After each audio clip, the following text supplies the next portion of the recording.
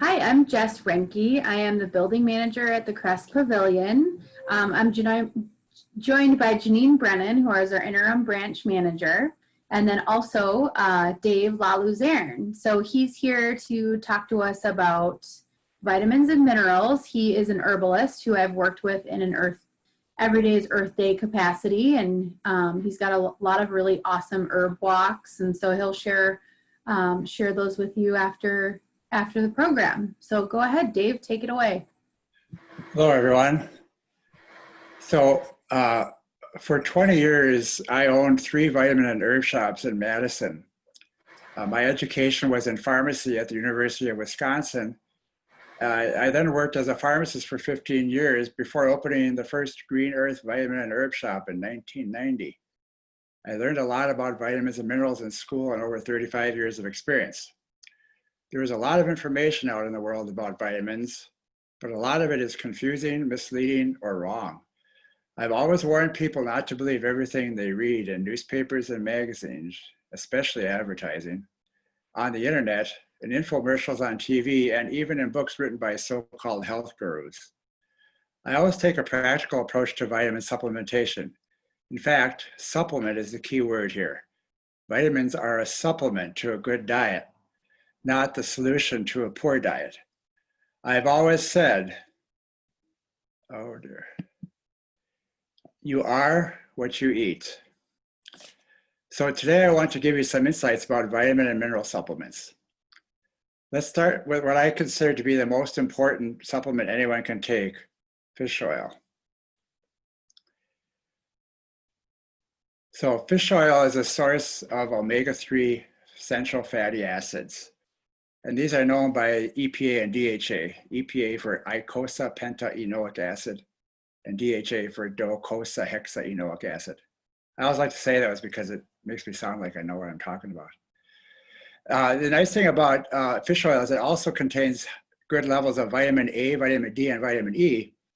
And as we go along today, I'm going to be talking about several nutrients that may be beneficial in this time of dealing with the COVID virus. And 2 of those are vitamin A and vitamin D.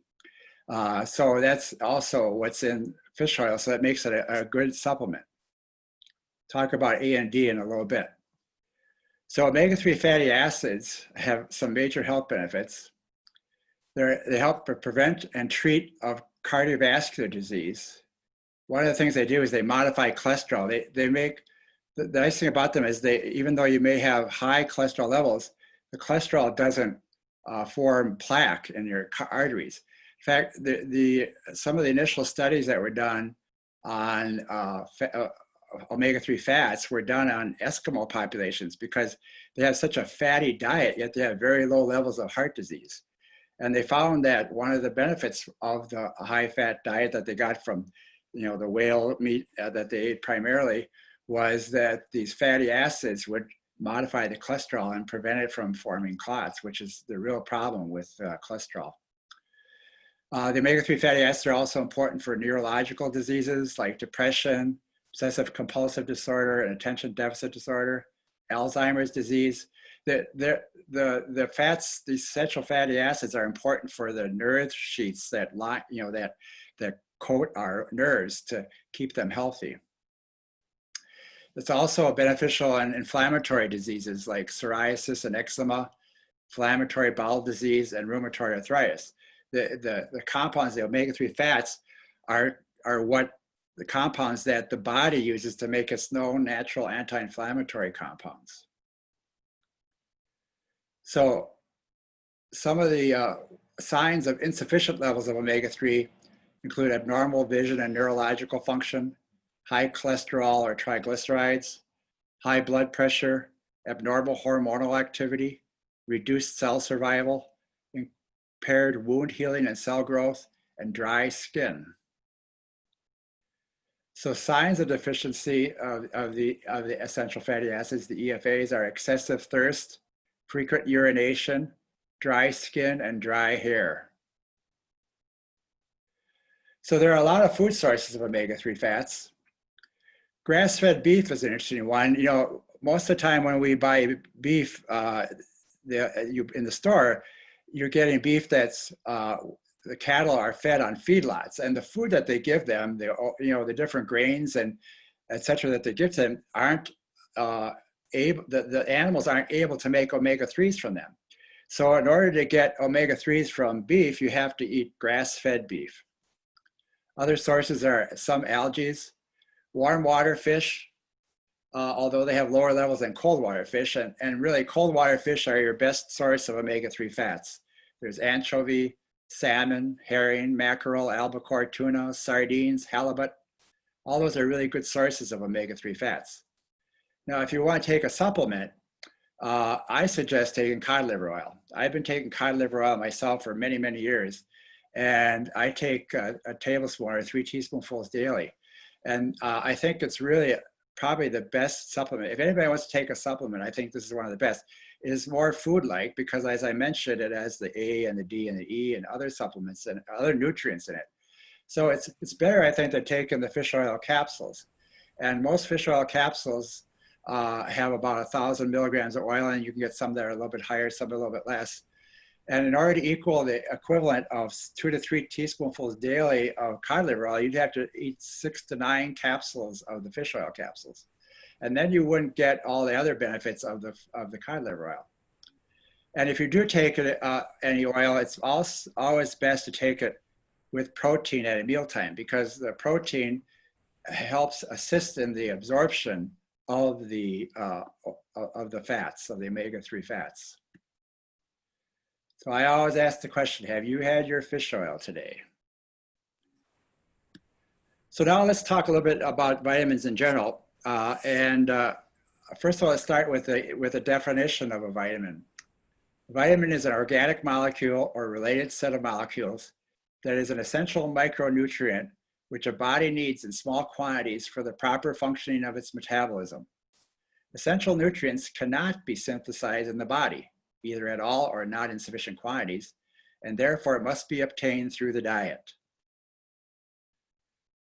And a word, first of all, before we get into this, I want to just have a little word about natural versus synthetic vitamins. You hear a lot about this, and there's a lot of advertising around natural versus synthetic. My feeling is don't bother. I think, the thing about natural vitamins, and I, as I mentioned, I worked in, I had my own vitamin shop for 15 years, is that natural vitamins are highly manufactured. I mean, you can't just take a vitamin out of the food in any simple way. So even if it comes from a natural source, they have to extract it from that source, and then they have to process it, and then they have to put it in, manufacture it into a tablet form. So basically, by the time you get a tablet of a natural vitamin, it's already been highly processed. And I don't think it's worth the cost. There's really no evidence that they're any better from a tablet of natural vitamin than the synthetic vitamins. Although there is an exception, which is vitamin E, and we'll talk about that later. So really, I don't think it's worth the extra expense to get a natural vitamin. And basically, the best way to get your natural vitamins is through your food. So let's talk about vitamin A. The recommended daily allowance of vitamin A for women is 2,300 units, for men is 3,000 units. And there's two kinds of vitamin A. There's a fat-soluble, which is known as retinol, and there's a water-soluble, which is known as beta-carotene. And the fat-soluble will be the one that would usually occur in animal products like meats and fish and that type of thing. Whereas the water-soluble is the one that usually occurs in plants, and that's as the beta-carotene. And the body can use both. It actually converts them both into a usable form. And so it's really a good idea to get some from both sources if you can, but not necessary. Overdose of vitamin A can cause birth defects, osteoporosis, and liver damage. So you really want to be careful about vitamin A. I remember years ago, it was very popular when I was had my own vitamin shops, that people want to take high doses of vitamin A, as much as 10 to 50,000 units, 100,000 units of vitamin A a day. Just didn't make a lot of sense to me. And I always caution people that there are potential for toxicity with too much vitamin A. Well, so Dave, so how many carrots is like the daily allotment for a woman? Like just on average, do you have any idea of like Oh, a I don't know exactly. I suppose unpeeled? probably a lot of it depends on how much you know, where the carrots are growing and stuff like that. I don't know if I could, I don't have that information readily available, but you can find it. It Mm-hmm. is available. The thing is, there are a lot of sources, but first of all, let's talk a little bit about the vitamin A functions. We'll talk about sources in a minute. This is the area, this is the why vitamin A is probably useful to make sure you get enough of if you're worried about COVID virus. Because what vitamin A does is it improves antibody response and it enhances leukocyte function, which is leukocytes are the white blood cells that help to get rid of infecting agents like viruses and bacteria. So again, it doesn't make, it's not like an anti-infective per se. It's not going to kill the virus or kill a bacteria, but what it does is it aids the body in handling that virus or bacteria. So it doesn't make sense to take really high doses of vitamin A, but just to make sure you have sufficient quantities. So other things that's important for is night vision, for bone growth, for reproduction, mucous membrane health. And here again, this is something that is related to the COVID virus, because your mucous membranes are what line your lungs, and the lungs are where the people are having the most problem with the COVID virus. It's also important in young people for proper dental arch configuration, and it can inhibit some tumors. So, you know, if you're dealing with cancer, you have to make sure you have enough vitamin A in your diet. So signs of a vitamin A deficiency include night blindness, increased colds and lowered immunity, bronchitis, bone softness and gum disease, increased risk of cancers, dry skin and hair, and wrinkled, bumpy skin.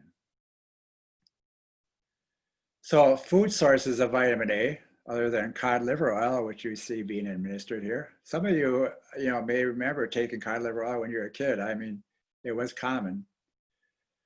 Food sources are dairy products, eggs, meat and liver, fish and fish oil, yellow and orange fruits and veggies, and dark green leafy vegetables. So again, the amount of, how much is in a particular one, I don't know, it's hard to say. I don't really know. I know that there are tables where you can look that up and find out how much that is, but I don't have that information with me today. B vitamins are the next group of vitamins that are very important. And of course, the B vitamins are actually a whole complex of vitamins. That includes folic acid, vitamin B1, vitamin B2, vitamin B6, vitamin B12, niacin or niacinamide, which is sometimes called vitamin B3, pantothenic acid, which is sometimes called vitamin B5, and biotin. And you can see what's considered the recommended daily allowance is very low quantities. And as I mentioned earlier, the best source for these vitamins especially are foods. One thing to keep in mind too about vitamin B complex, if you take tablets or complexes in tablet or capsule form, and some people like to take really high doses. I mean, I know it, again, in my business way back when, vitamin B50 was a real common dosage where they'd have 50 milligrams or micrograms of every vitamin, every B vitamin in the complex. But I always told people to, once you take a B vitamin, one of the things about all B vitamins is that they're water soluble, which means they're easily eliminated from the body. So if you take a B complex tablet, almost invariably, no matter how much vitamin B is in there, the next time you urinate, you're going to see how dark yellow that your urine is. And you're peeing out all that B vitamins. So there really is no good rationale for taking high dose B vitamin supplements.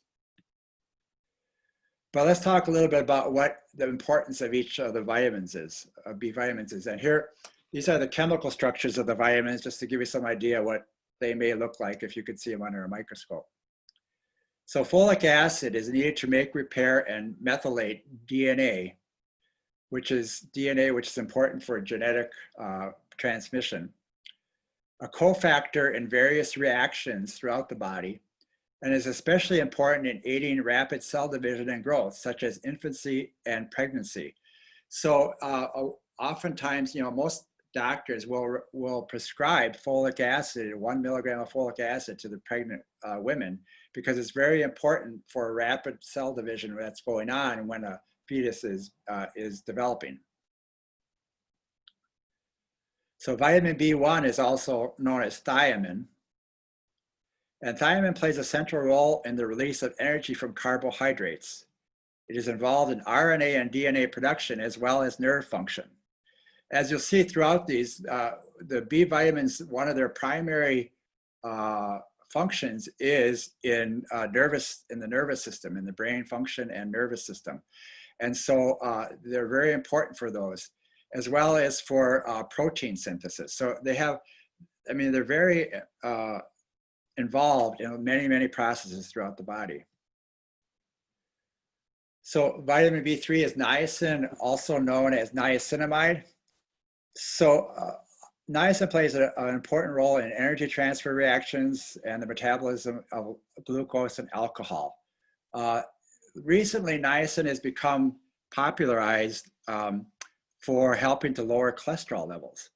And it can do that in high doses. As you saw, if you remember at the beginning, niacin is only necessary at a very low dosage, only a few milligrams a day, is actually what the body needs. But some people have found that taking high doses of niacin can lower blood cholesterol levels.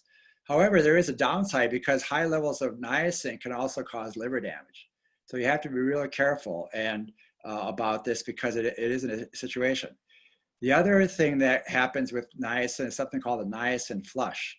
And some people are very sensitive to this. If they take niacin, the straight niacin, because it's so water soluble, it gets into your bloodstream, and the high levels cause a flushing reaction throughout your body where your face will turn red and your extremities will turn red because the blood is pooling, or blood is pooling, and it'll get really itchy and hot and uncomfortable. And that's called a niacin flush, which is not dangerous, but it's uncomfortable. One way to avoid that if you have a problem is to get the niacinamide, which is an amide is added to the niacin, and then it kind of makes it like a time release, so you don't get that rush of niacin into your bloodstream, and it releases. The body can break the niacin off from the amide molecule when it needs the niacin. So vitamin B2 is also known as riboflavin. And vitamin B2 is involved in the release of energy in the electron transport chain known as the citric acid cycle or the Krebs cycle.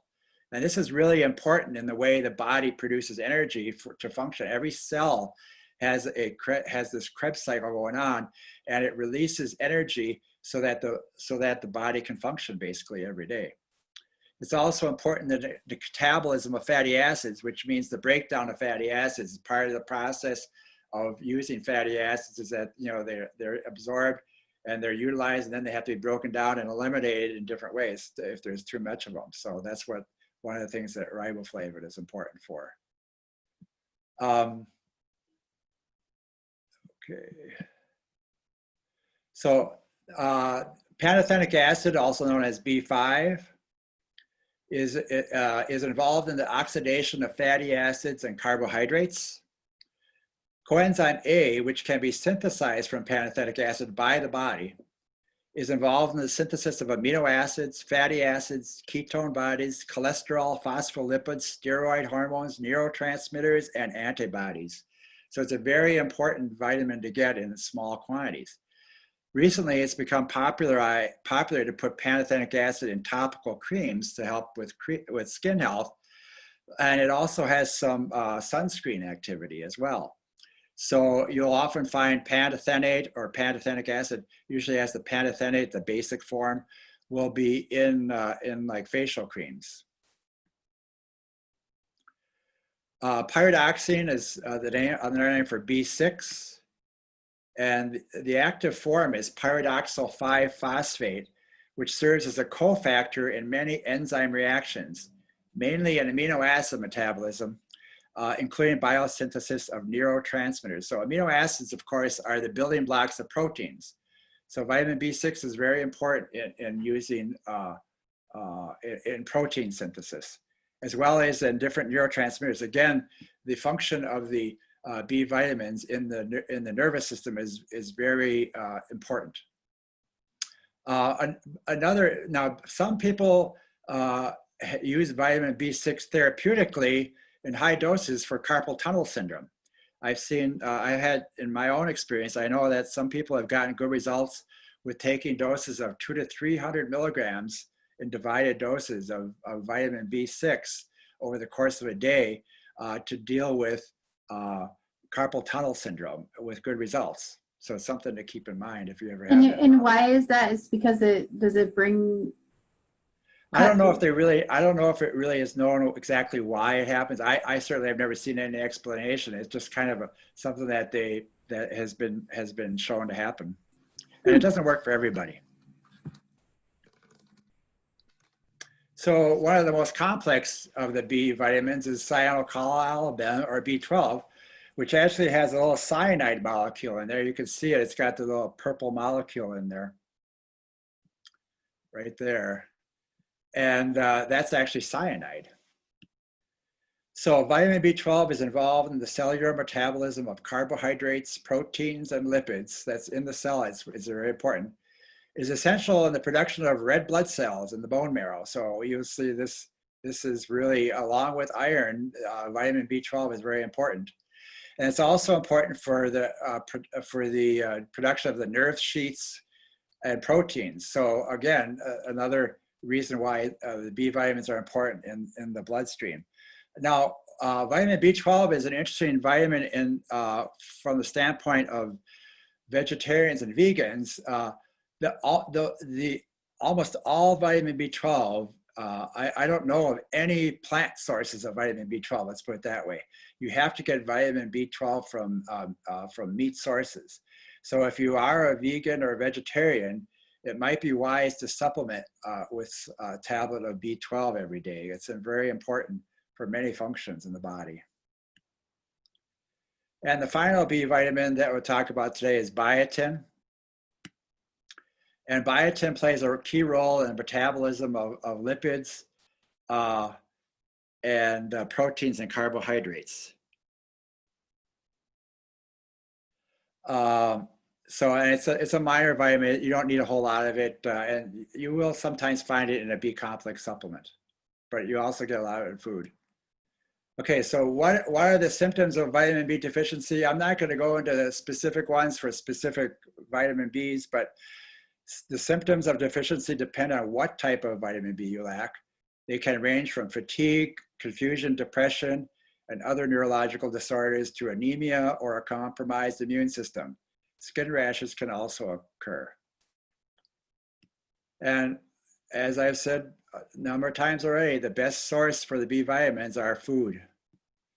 As you can see, there's food, they're ubiquitous. I mean, B vitamins occur in many, many foods. Grains and meats and veggies and seeds and all nuts and bananas, oatmeal. So you can't go wrong. I mean, again, a balanced diet is really the key here, and getting enough of these B vitamins should be easy if you have a good diet. So again, if you have any of the symptoms of deficiency, means that you're not eating very well, and just taking a supplement is not going to necessarily resolve those problems. Vitamin C, going along alphabetically, the recommended daily allowance for women is 75 milligrams. For men is 90 milligrams. Smokers it's often recommended even by doctors to take an extra 35 milligrams of vitamin C because of its antioxidant activity. We'll talk a little bit about antioxidants in a minute, so I'll save that for then. But one of the problems with smokers, of course, is free radical formation, and we'll talk about that too. The other thing about vitamin C, again, is it's a water-soluble vitamin, much like the B vitamins, so that if you take high doses of vitamin C, and it's not uncommon for people to take, 1,000 milligrams, 2,000 milligrams a day, and they think that's going to help them fight off colds and stuff like that. I don't know. I don't know if that's true. I mean, vitamin C is so water soluble that as soon as the body has utilized what it can from a dose that you take, it starts eliminating it. And of course, an overdose, symptoms that you're taking too much include gas and bloating and diarrhea, but also burning with urination because it is an acid. So if you have lots of vitamin C in your urine, it could come off as a burning sensation when you urinate. So the functions of vitamin C, it's an antioxidant. It's needed for collagen formation, which is important for the skin, tendons, ligaments, and blood vessels. Collagen is a protein. It's required for amino acid synthesis. It's involved in adrenal hormone production. It aids in wound healing. It's necessary for utilization of iron. It protects vitamins E and A. Vitamin E and A can be broken down in the liver as they pass through, but vitamin C prevents that breakdown. So it's useful for having all those in your system at once. That's why, just taken an isolated vitamin or an isolated group of vitamins isn't necessarily the best idea, because I mean they all work together in different functions. The C and the E and the A and the B's, and they're all necessary. So, and you never know exactly how much of each one you're going to need. And the body does that for itself. And in the case of vitamins, water-soluble vitamins, it eliminates so much. So again, the idea here is that get what you need from your food that you eat. So deficiency symptoms for vitamin E, the classic one is scurvy, which is a general weakness and loss of appetite, bleeding gums, loose teeth, mouth ulcers, easy bruising, slow wound healing, tiny hemorrhages in the skin, anemia, and nosebleeds. This was the scurvy was a real scourge, if you will, in the 16th, 17th century, when sailors would go out on long voyages, either to the New World or around the world or whatever, and they would get scurvy because they didn't have any vitamin C. And that's why the British finally discovered that there was something in limes that prevented scurvy. And so they always sent their sailors out with a lime ration. And that's why British sailors became known as limeys, because they would take their lime ration to prevent scurvy. And that was because, as we found out later, because of the high vitamin C levels in limes. Did they just I wonder if they just took a pull off of the little, the fruit, if they just bit the fruit, or right, how they just took the fruit. I imagine they kept the fruit and then they probably squeezed the juice out. I'm not sure. I think most of it's in the juice. I don't know how much would be in the rind. in the pulp? They could probably just ground it all up together and then take a small dose of that every day. So because you don't need much. As I pointed out at the beginning of vitamin C, you only need 45 to 90 milligrams a day. And that certainly is easy enough to get in a ration of limes. So other deficiency symptoms include poor resistance to the disease, joint tenderness and high blood pressure, and poor digestion. So food sources of vitamin C are abundant. Of course, the citrus fruits, rose hips and acerola cherries are real common sources for the so-called natural vitamin supplements that you find. But you also get in papaya, cantaloupe, strawberries, tomatoes, dark green leafy veggies, sauerkraut, cabbage, Brussels sprouts, asparagus, parsley. A lot of different sources for vitamin C, all in fruits and vegetables, though. This won't find it in a meat diet.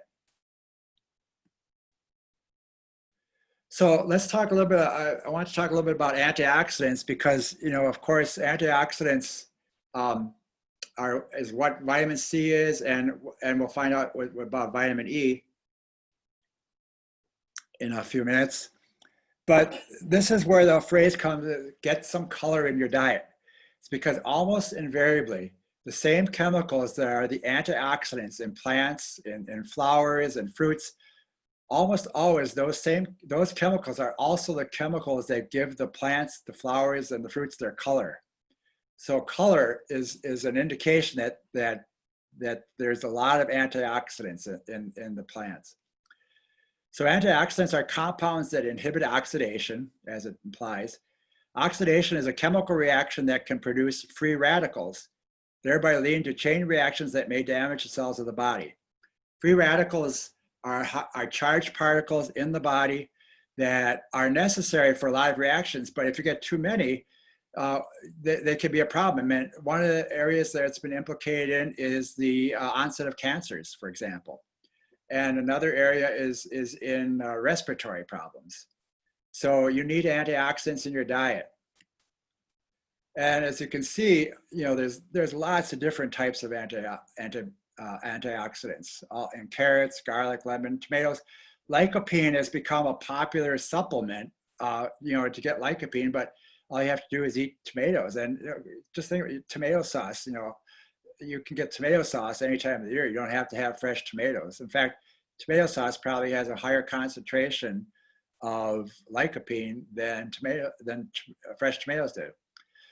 Recently, in the past decade, resveratrol has become real popular because they found out that wine has a good antioxidant for you, and this was a reason for people to drink wines because it's high in antioxidants like resveratrol. And it also occurs in apples, onions, so lots of different foods. I mean, all different kinds of antioxidants occur in all kinds of foods, nuts, fruits, vegetables. So that's why it's important to get some color into your diet. And do you think that berries are it's always like berries are really touted to be higher in antioxidants? Berries are a very, very good source because they're they're highly colored, right? Have a lot of color. They're really deep color. And so yeah, berries, just about, strawberries, all kinds of berries. You don't have to, and I tell people, you don't have to buy exotic, these exact ones like acai berries have become very, very popular, and they're not grown here, and they're very expensive as a supplement. There's really no reason that acai berries have no benefit that's better than any other berry that you can eat that are local. And there's no reason. Elderberries are a new one. Elderberries are good too. And elderberries have, talking about the COVID, elderberries have a long history of being used as a tonic during the winter to prevent colds and flus. And so there has been research done to show that they can inhibit viral activity to a certain extent. It's not going to work for everybody, but again, you can, elderberries grow pretty all over Wisconsin, and you can harvest them yourselves. There was some controversy about elderberries being dangerous, and there's no evidence that that's true. You want to make sure you get the black elderberries though, not the red elderberries, because the red ones are not edible and have some toxicity issues. You want the black or the dark purple elderberries, the American elderberries, not the English. So a free radical, let's talk a little bit about free radicals. They are an atom or a group of atoms with at least one unpaired electron. So another atom or molecule can bond to it. This combining can affect dramatic changes in the body and cause significant damage. But there are many free radicals that are needed for body functions, but it's the ones that are that are from extraneous, that come in from our environment that I'll show you in a minute, that are the problem. So antioxidants combine with and neutralize free radicals. And so that's why antioxidants are so important. So there are many sources of free radicals in our environment. If you're a smoker, dietary, such as rancid fats, excess carbohydrates, or inadequate antioxidants. Environmental toxins like pesticides, solvents, polyaromatic hydrocarbons, heavy metals, medications like acetaminophen, which is Tylenol, and cancer chemotherapeutic agents, ionizing radiation like ultraviolet and X-rays and radon, and air pollutants like carbon monoxide and nitrogen dioxide and ozone. All these things generate free radicals in our body, and can be cause of damage to as I mentioned, damage to the lungs, as well as cancer, initiating cancer. There's some evidence that they can initiate cancers. So really, you want to make sure you get plenty of antioxidants, and the best way to do that is to have a well-rounded, balanced diet with lots of fruits and vegetables.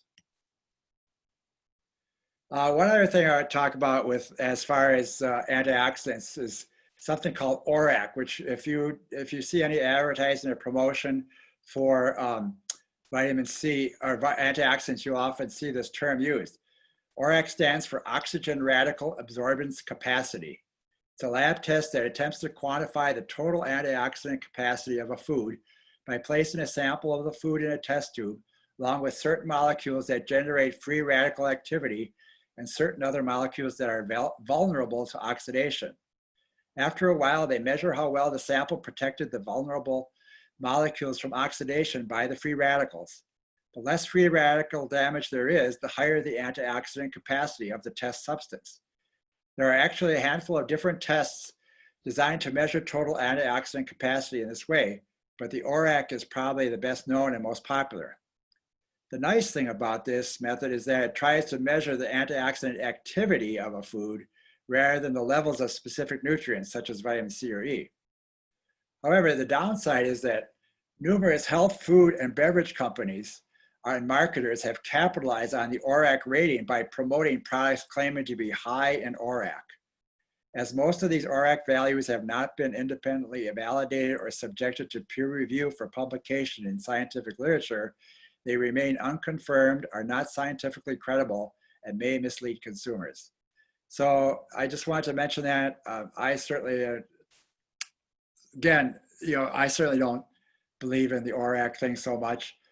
I think when they talk about substances that they're testing, it's usually whole foods anyway. So just eat the foods.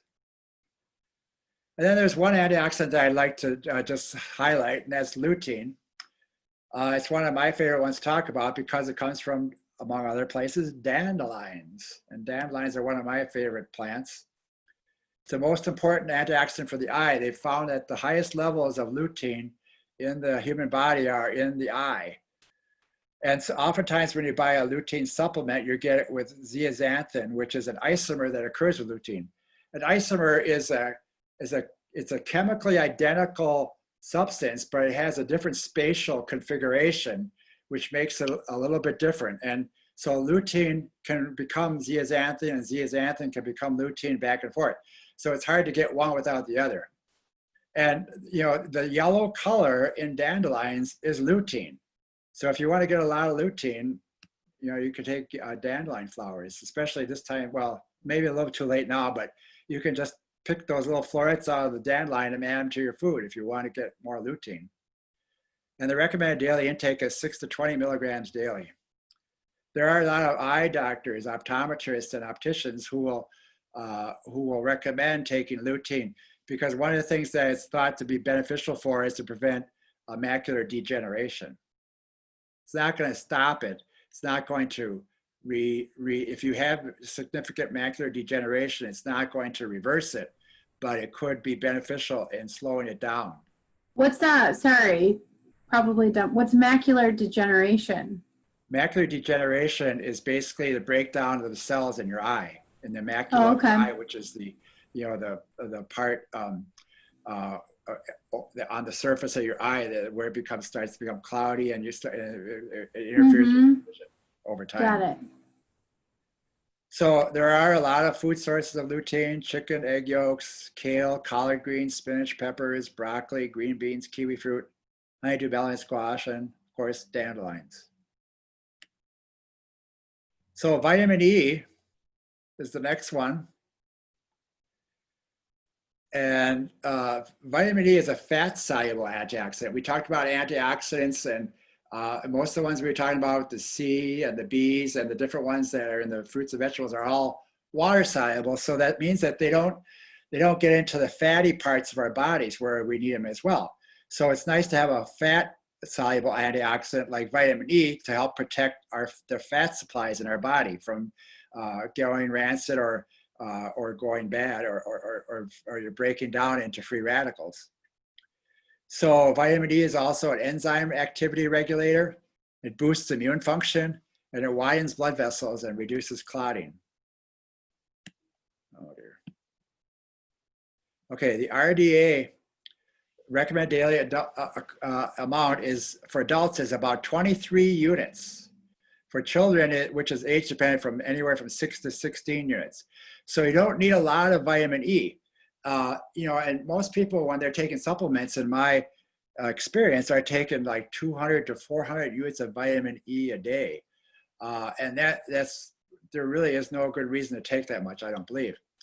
Now, on the other hand, this is a vitamin that we need to be concerned about, whether it's natural or synthetic. For most vitamins, I don't think it really makes much difference ultimately. As I've been showing you, the vitamins, I've been showing you the chemical structure, and the chemical structure is that vitamin. So whether it's synthetic or natural, that's the way it looks, okay? But with vitamin E, there are two different isomers. I mentioned isomers when we were talking about lutein and zeaxanthin. They are basically mirror copies of each other. So the form that the body wants to use is called the D-alpha tocopherol, which is the natural form, and the D has to do with a D isomer. And when you synthesize or synthesize vitamin E, you get a mixture of the D and the L-alpha tocopherol. The L form is the form that is not recognized by the body. So if you take 400 units of vitamin D alpha tocopherol, which is the vitamin alpha tocopherol, which is the natural form, it's entirely usable. But if you take 400 units of the DL alpha tocopherol, you're only gonna be able to use half of that. So it's only actually about 200 units of vitamin E. So in this case, this is where the one exception to the rule where I say that, yeah, if you're going to go with vitamin E supplements, it's better to go with the natural than the synthetic form. So vitamin E deficiency symptoms are visual problems, muscular weakness, muscle pain, difficulty with coordination and walking, dry skin, increased risk of heart disease, diminished fertility due to sperm damage, and damage to brain cells due to free radical activity. One of the things about the brain is that it's the fattiest organ in our body, really. And so that means that there's two supplements that are very important for the brain. One of them is the omega-3 fats, because they're really important in the whole nervous system, but especially in the brain. And the other one is vitamin E, which helps to prevent free radical damage to the cells in the brain. And as I mentioned earlier, when I talked about my favorite supplement, which is cod liver oil.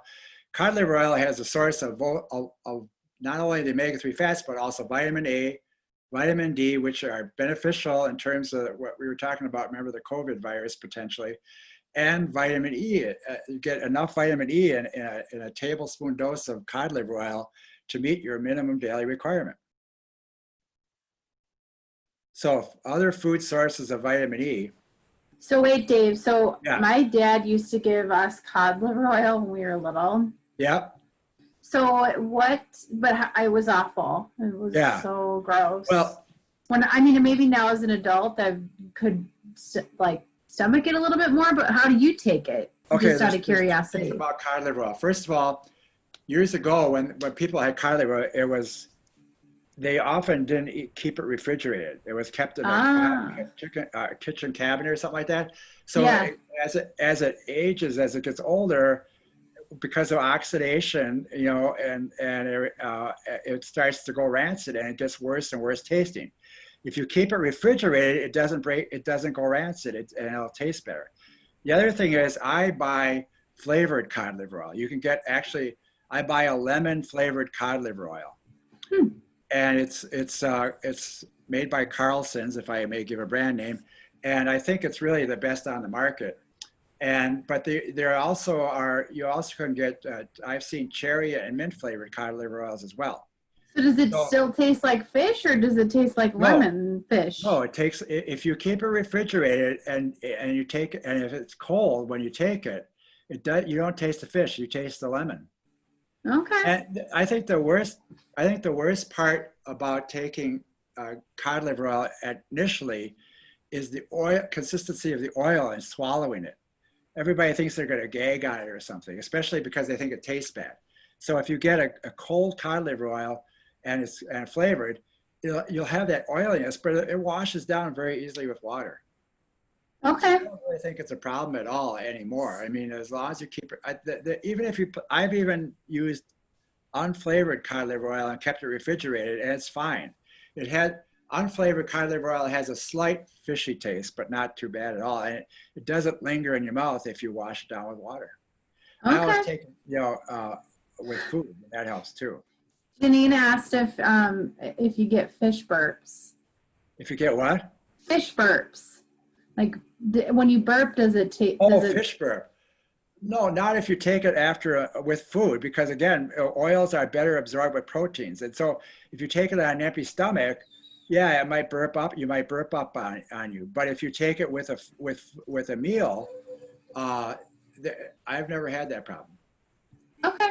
Well, that's, I'm glad that you shared the lemon flavor because all I remember, I mean, don't get me wrong. I love Oh adding yeah, fish. it was terrible. I love adding fish sauce to food, but Yeah, I remember that cod liver oil and that was Yeah. pretty intense. Yeah, it is. It was, but just have to be. Well, that's why most people take fish oil capsules, but the capsules are refined, and I mean the fish oil is refined. It doesn't have all the other benefits like the A and the D and the E and etc. Mm-hmm. Okay, great. Sorry to cut you off. Thanks for That's all right. clarifying. So food sources of vitamin E, the highest levels of vitamin E are in oils because remember, it's fat soluble. So wheat germ oil, canola oil, safflower oil, sunflower oil, almond oil, olive oil, all those are really good sources of vitamin E. So getting those in your diet is really important, especially olive oil. Olive oil is interesting, I think. I like olive oil. It tastes the best, but it's interesting that olive oil is the only oil that we have marketed that comes from a fruit. All the other oils come from seeds and or nuts.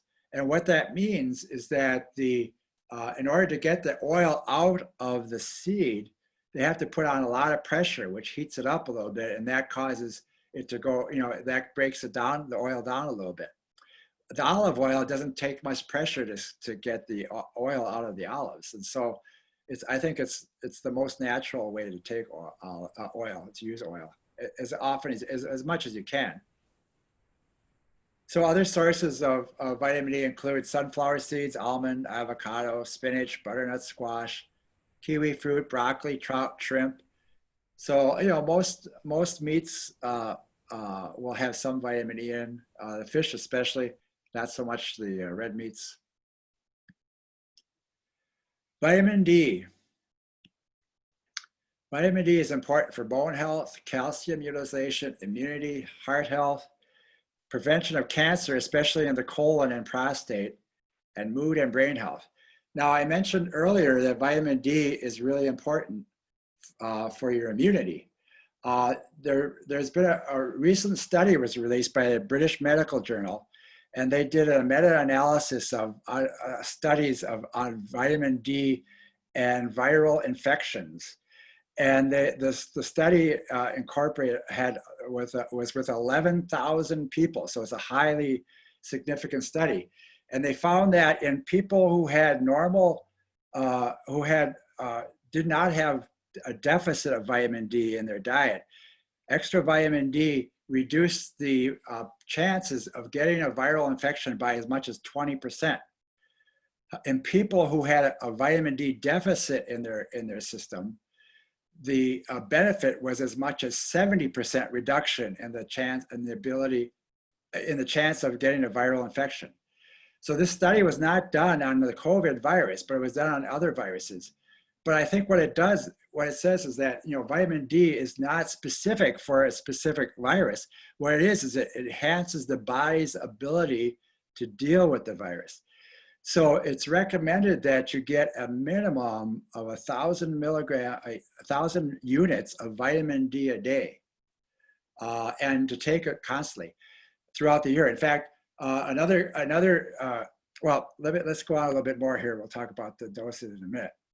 So vitamin D deficiency, you can see this is a bone. As the levels of vitamin D decrease, you can see how porous it becomes. So osteoporosis is a real problem. Nearsightedness, loss of hearing, muscular problems, reduced thymus functioning, and lowered immune system function, which increases the risks of some cancers. So food sources of vitamin D include milk, butter, cheese, eggs, yolks, and fish oil. So there really isn't any, there aren't any good vegetable sources, plant sources of vitamin D. So the RDA, what's considered the recommended daily allowance is 400 units. But a common recommendation for dosing vitamin D is 1,000 to 2,000 units. And in the high range, it's safe to take as much as 5,000 to 10,000 units. I myself personally take about 3,500 units of vitamin D a day, and I've been doing that for years. And I find, I mean, I've never had the flu. I can't say it's due to this, but there's probably other reasons, but I think it's very important. The other thing that's interesting about it is that, first of all, is that vitamin D is really does not fit the true definition of vitamin D, of a vitamin, I should say, because it can be produced in the skin of your body. And in fact, exposure to 15 minutes of sunshine 3 times weekly is enough to create to give you the RDA, which is 400 units of vitamin D. Now, that's interesting because as one of the studies that they looked at as far as its implications for viral protection was they realized, researchers realized that the flu season begins at the same time that the sun is at its lowest level and the days are shortened. So what that means is that as the sunlight goes down, the flu season increases. And they thought that was interesting because the natural amount of vitamin D that you would have in your body can decrease during the winter months, and then it'll increase during the summer when you get more sun exposure. But during the winter, your skin is covered up, you don't get as much sun exposure, there's more cloud cover. And so that's one of the reasons they started supplementing vitamin D in people who had problems with flu, and they found out that it really decreased the incidence of flu in those individuals that increased their vitamin D levels. The other thing about it is that they found as a side effect is that it improved the mood. You know, a lot of people get what they call seasonal affective disorder, or SAD, because of lack of sunshine. And apparently a big part of that is because the body doesn't have enough vitamin D. So increasing the levels of vitamin D in the body actually has been shown to improve mood in people during the wintertime. And this effect starts as far south as northern Arizona, that you see it. So it's a northern climes. In the southern climates, you don't have this problem because you get, much more sunshine and the day throughout the day. So let's talk a little bit about minerals.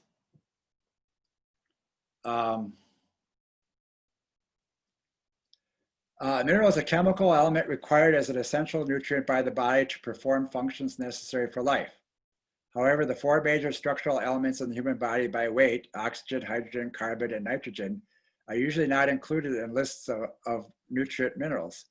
These 4 elements compose about 96% of the weight of the human body, and major minerals, like macrominerals, are also called macrominerals, and minor minerals, also called trace elements, compose the remainder.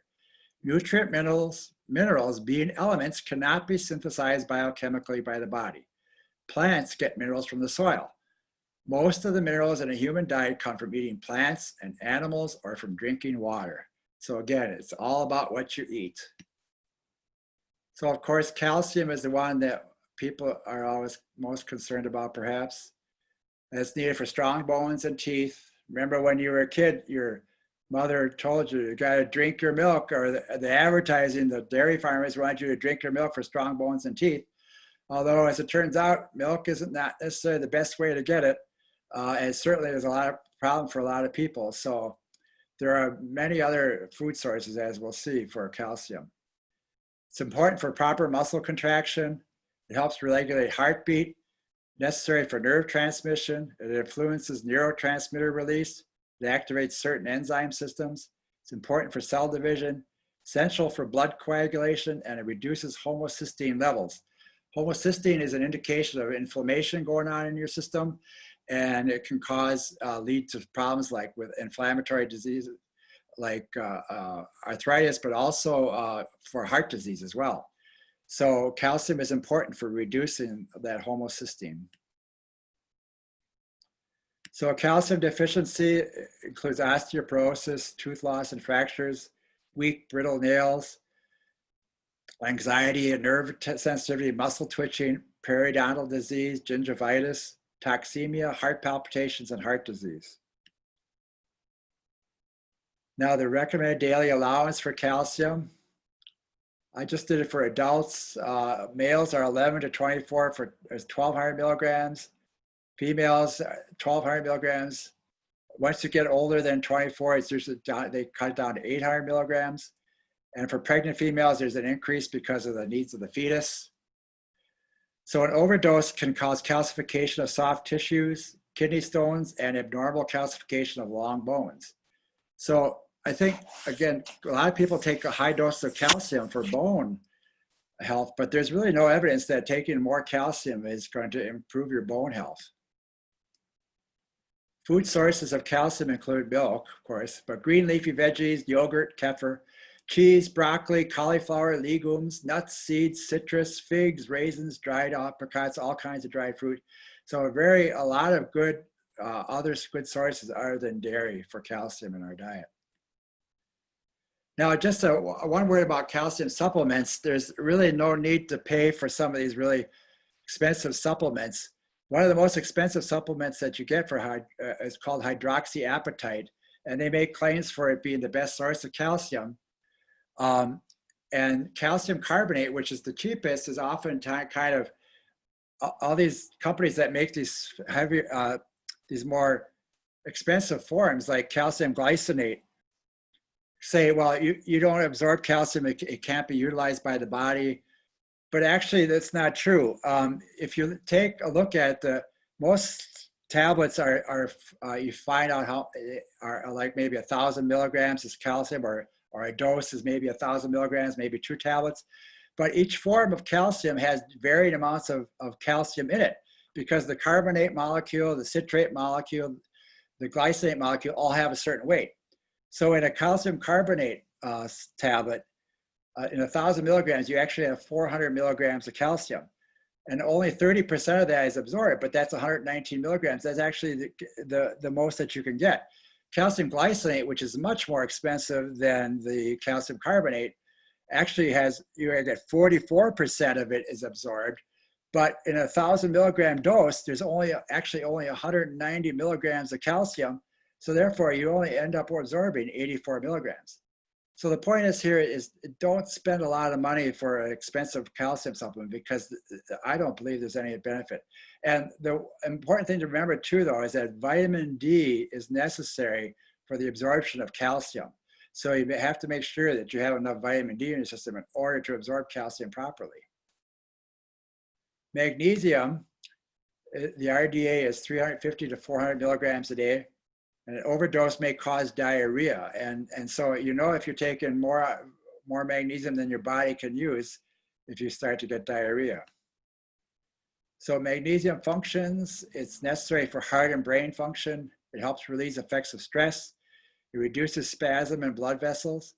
It's an enzyme cofactor in protein and carbohydrate metabolism. It's needed for production of and function of DNA. It's used in the formation of ATP. Which is ATP is the molecule that creates energy. ATP is adenosine triphosphate, and magnesium facilitates the breakdown of ATP to ADP, which is adenosine diphosphate, releasing a molecule of phosphate, which is an energy source. It's important in urea synthesis, and it binds calcium to tooth enamel. So deficiency symptoms include fatigue and insomnia, rapid heartbeat, increased rate of heart attacks, irritability, personality changes, gastrointestinal disorders, muscle tremors, poor memory. And diabetics are at an increased risk of all these if they don't get enough magnesium in their diet. So good food sources include nuts and seeds, grains, rice, dried fruit, molasses, green leafy veggies, and legumes. Iron is another supplement, another mineral. It's found in every cell. It's assisted in the production of hemoglobin, which is what makes the red blood cells red, stored in the liver, spleen, and bone marrow. It's an enzyme cofactor, but it accumulates in the liver, pancreas, and heart, which can be problematic. Now, that's a picture of the heme molecule that iron is part of in the red blood cells. So the minimum daily requirement for women 19 to 50 is 18 milligrams. For women over 50 is 8. Actually, it's over 50. It's after menopause when their needs go down. Pregnant women need about 27 milligrams of iron a day. Men only need 8 milligrams. And men should avoid taking supplements without testing because iron can accumulate in the body and cause toxicity. And women need more because they menstruate. They lose a lot of iron when they menstruate. So signs of iron deficiency include fatigue, dizziness and lightheadedness, pallor, hair loss, twitches, irritability, weakness. Pica, which is an interesting psychological phenomenon, is characterized by an appetite for non-nutritive substances such as ice, hair, paper, drywall, metal, stones, soil, glass, feces, and chalk. So it indicates if somebody is interested in eating those things, it indicates they need some iron. It also can cause brittle or grooved nails, which is a symptom of that. And you can see that on these pictures there. A painful tongue, impaired immune function, and ultimately severe anemia because of its importance in formation of red blood cells. So an overdose of iron can cause cirrhosis of the liver, fibrosis of other tissues, bronze color to the skin, diabetes due to pancreatic disease, joint problems, and cardiac insufficiency. And men and women and small children are especially at risk because the body does not eliminate excess iron, which is the reason why you shouldn't take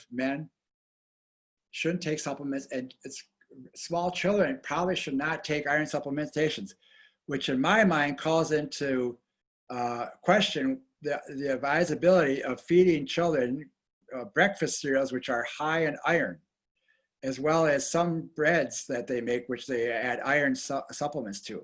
Doesn't make sense for small children to be eating those because they can develop iron toxicity.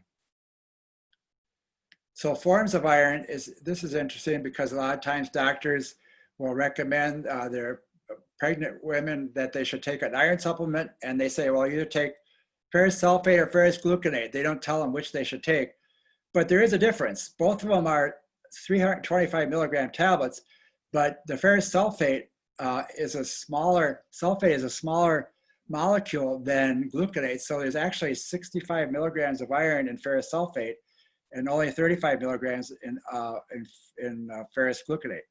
There's also an iron bisglycinate, which is a chelated form, and which has 25 milligrams of iron. Now, the problem with iron in the system is that it can cause constipation in the body. And the reason that happens is because it becomes ionized.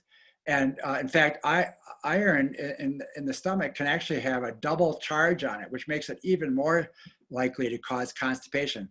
And which is why a lot of women especially have problem with constipation when they're taking iron while they're pregnant. And one way to try to avoid that is with the bisglycinate, because the chelated form is absorbed without becoming ionized, and therefore you get your iron that way.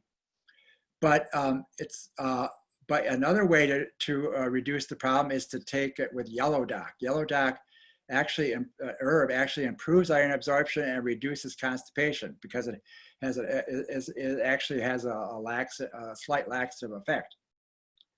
So, and if you ever looked at processed foods, most processed foods add iron. It seems to have become very popular, and there really is no good reason for it. And maybe it's leading to iron overload in a lot of people. So there are plenty of food sources of iron. Salmon and kelp, all kinds of meat, the dark green leafy vegetables, eggs, whole grains, dried peas and beans, molasses. So you don't really need to, again, the idea here is if you have a well-balanced diet, you probably don't need to supplement iron. So vitamin C, hydrochloric acid, and eating meat and cooking in iron skillet increases absorption of iron. And antacids and low stomach acid, HCl, of course, being acid, hydrochloric acid that's in your stomach acid. Laxatives, antacids, low stomach acid, laxatives, soy, calcium supplements, caffeine, and tea reduces absorption. So the best time to take iron supplement, if you are taking it, is with your food, but you're better off using your food as your iron supplement if you can. Potassium is another mineral that you need every day. Potassium ions are vital for the function of living cells. It's important for the transfer of potassium ions across nerve cell membranes. Is necessary for the normal nerve transmission. And potassium deficiency and excess can each result in numerous signs and symptoms, including an abnormal heart rhythm and various electrocardiographic abnormalities. So many doctors will prescribe potassium supplements to their heart patients and people who have problems with irregular heartbeat, because it's important to get enough of it on a daily basis. But there are lots of sources. Potassium is present in all fruits, vegetables, meat, and fish.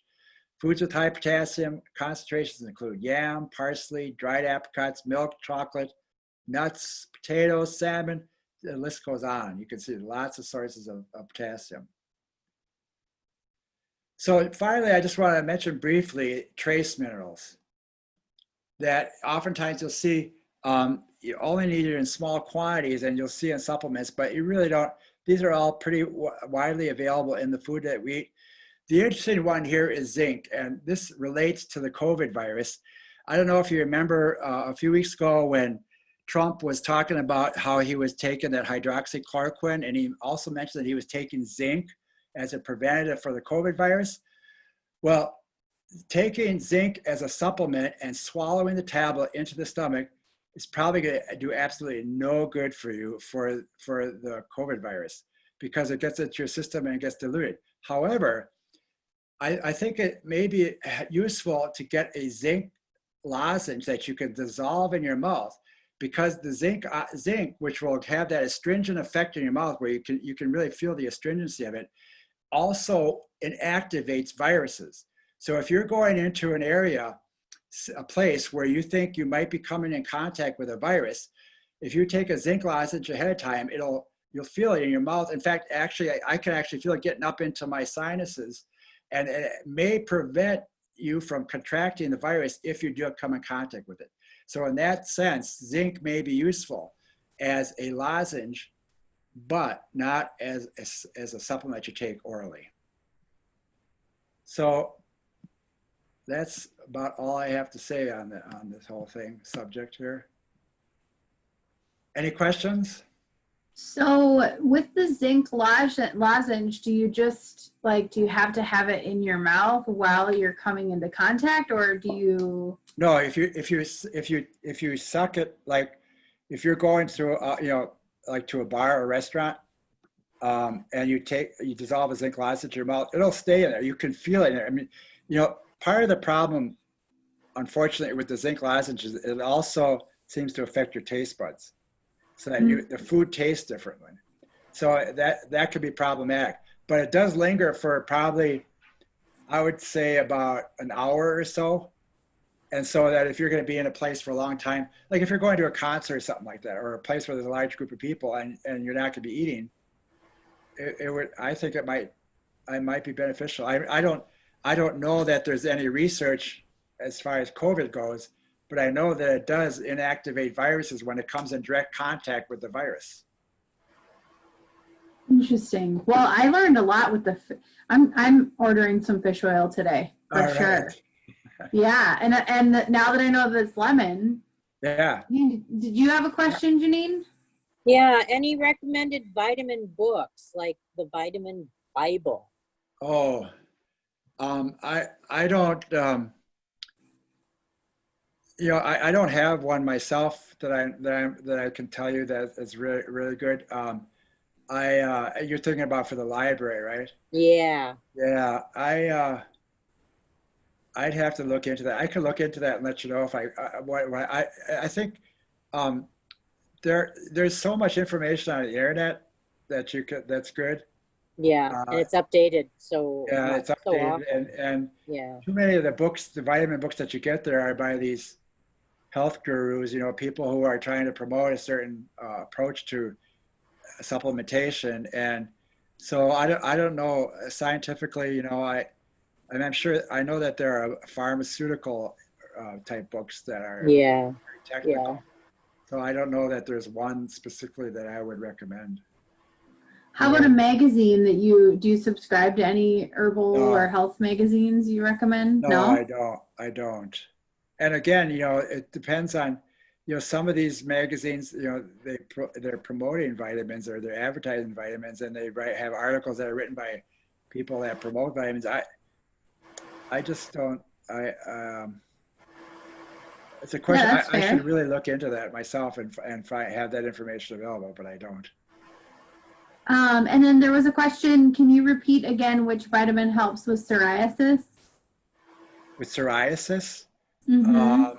that was probably vitamin E, and then also the fish oil, again, the omega-3 fats. The fat, I mean, psoriasis is a problem with dry skin, and one of the things with psoriasis and eczema and those types of things is that I think it's more of a liver problem. It represents a liver problem, whereas not so much that the liver problem is causing psoriasis. What happens is that if your liver is overburdened and you know, and it's fairly toxic, or it's not detoxing things very readily, or you have too many toxins in your system, an alternative means of elimination is through the skin. And when those toxins are eliminated through the skin, it causes rashes and skin problems, stuff like that. So vitamin E would be good for that. Also, you know, make sure you have enough vitamin E, and also the fish oils, and vitamin D as well. I mean, that's where the fish oil, you know, A is probably good for that. So that's where, again, I think it comes down to the fish oil for that particular situation. And then, interestingly enough, probiotics also can be beneficial for that, especially in kids. So that would be like yogurt and kefir and sauerkraut, all those foods that are high in those lactobacillus, that type of thing. You know, the fermented foods are good for, I think, are good for the skin as well, because they're also good for the liver. Yeah, thank you, David. And then there's a comment on Facebook that says, very interesting, thank you. Okay, good. Well, I was happy to do it. Well, thank you so much. This was so great. And Carlson, I know you're saying a brand, but Carlson's fish oil lemon, that's what you usually use? Yep. Yep. Okay. Okay. Awesome. Well, thank you for Egg Harbor Library. All right, thank you. And Michael says that was amazing. Thank you, David. All right.